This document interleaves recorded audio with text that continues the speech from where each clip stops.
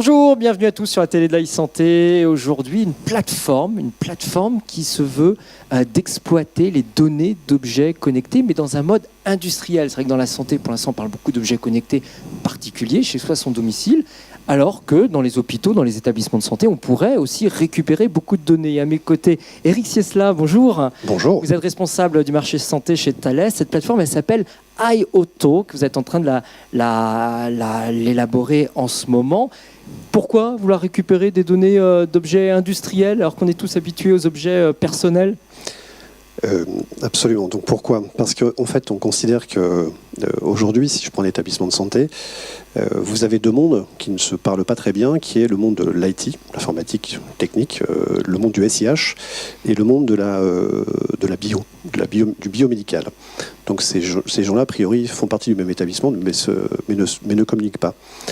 Pourtant, d'un côté, le monde de l'informatique produit beaucoup de données, et de l'autre côté, les objets industriels font partie de l'environnement de l'établissement de santé. C'est un outil de production, et nous n'exploitons pas les données que fournissent ces objets. Quel type de données, par exemple, sur des outils industriels en hôpital peuvent être intéressants de manière concrète ? Je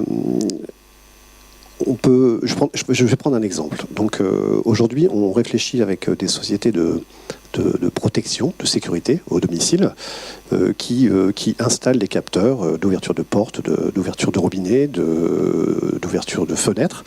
Et en fait, une fois que vous avez l'ensemble de ces données, c'est pour sécuriser, pour vérifier que quelqu'un n'entre pas chez vous.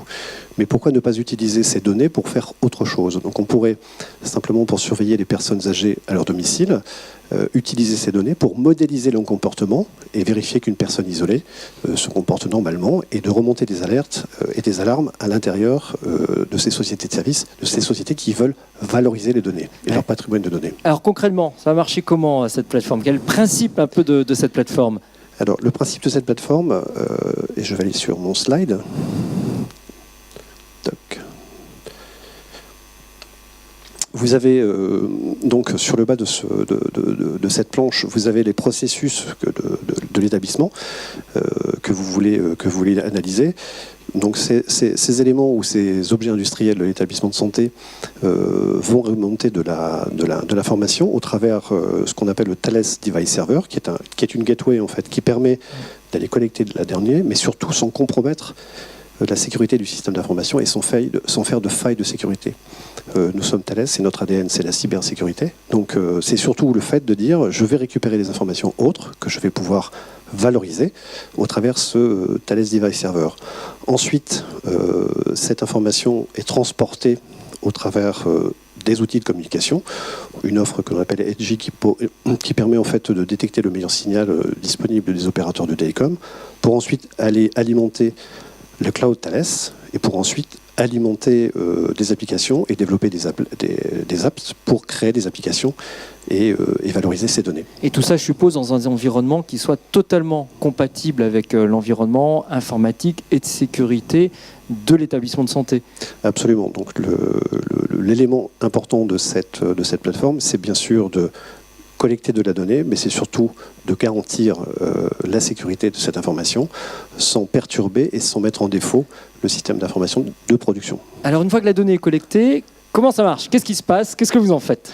Donc une fois que la donnée est collectée, donc elle passe au travers. Donc c'est un objet qui va transmettre cette information dans le cloud, le cloud Thales ou le cloud du client s'il souhaite que ce soit dans ses locaux, pour ensuite créer des modèles ou créer des applications que l'on pourra mettre à disposition de leurs patients ou de leurs clients.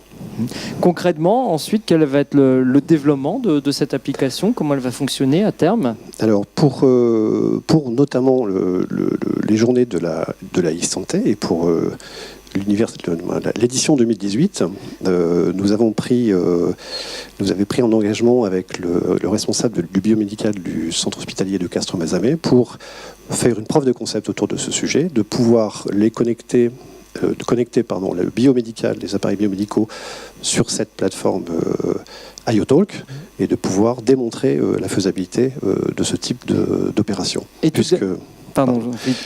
Parce que nous considérons que la donnée est l'or noir du XXIe siècle, et iAutotalk doit être la solution qui permet de puiser cette donnée. Donc je vais comparer IoTalk au Derrick de cet or noir. On va aller forêt pour puiser, puis surtout analyser derrière et épurer les choses. Tout en respectant la sécurité qui est le maître mot dans ce type de récupération d'informations. Ouais, toute dernière question, à qui est destiné véritablement ce type de plateforme, de solution? Est-ce qu'il faut déjà être sur un établissement de santé d'une certaine taille, ou est-ce que c'est adapté également à des établissements de taille moyenne, voire de petite taille? Le bloc opératoire est l'outil de production de l'établissement de santé. On peut adresser, on va dire, tout type d'établissement à partir du moment où on veut optimiser son outil de production et vérifier son taux d'occupation et vérifier ce que l'on fait de son bloc opératoire. J'ai quelques directeurs d'établissement qui me disent ne pas savoir le taux d'occupation de leur bloc opératoire. Donc des objets simples pourraient remonter l'information pour leur donner de la visibilité sur leur taux d'occupation. Et une plateforme comme IoTalk lui permettra d'avoir ce type d'information. Ouais, très bon outil de gestion et de management. Merci Eric Siesla et à bientôt donc sur la télé de la e-santé. Merci.